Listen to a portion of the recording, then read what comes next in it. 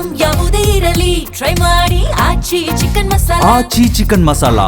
ಬೆಂಗಳೂರಿನಲ್ಲಿ ಮರಣ ಮಳೆಗೆ 7 ಜನ ಬಲಿಯಾಗಿದ್ದಾರೆ. ಈ ಪ್ರಕರಣಕ್ಕೆ ಸಂಬಂಧಪಟ್ಟಂತೆ ಆಕಸ್ಮಿಕವಾಗಿ ನಡೆದ ಘಟನೆಯಲ್ಲಿ ಜನ ಮೃತಪಟ್ಟಿದ್ದಾರೆ. ಮೃತರಾದವರ ಆತ್ಮಕ್ಕೆ ಶಾಂತಿ ಕೋರ್ತೀನಿ ಅಂತೇಳಿ ಹೇಳಿಕೆ ಕೊಟ್ಟಿದ್ದಾರೆ ಗೃಹ ಸಚಿವ ಡಾಕ್ಟರ್ ಜಿ ಪರಮೇಶ್ವರ್.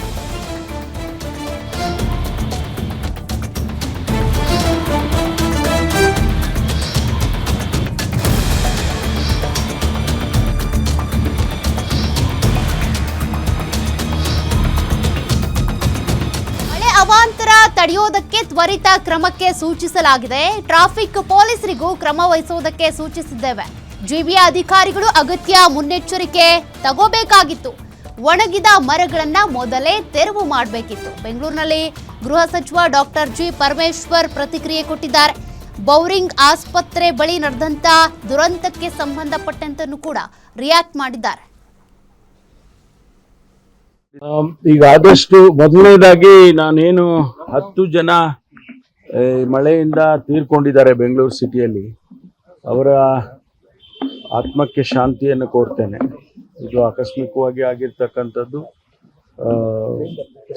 ಕೆಲವು ಪ್ರಿಕಾಷನ್ಸ್ಗಳು ಮೊದಲೇ ನಾವು ತಗೊಳ್ಬೇಕು ಇಂಥ ಸಂದರ್ಭದಲ್ಲಿ. ನಮ್ಮ ಟ್ರಾಫಿಕ್ನವರಿಗೆ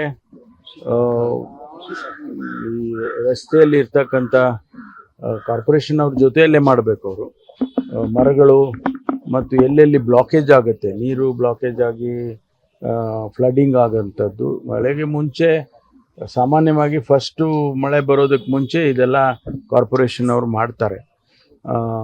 ಅದನ್ನು ಇನ್ನೂ ತ್ವರಿತವಾಗಿ ಮಾಡಬೇಕು ಅನ್ನೋ ಸೂಚನೆಯನ್ನು ಕೊಟ್ಟಿದ್ದೇನೆ.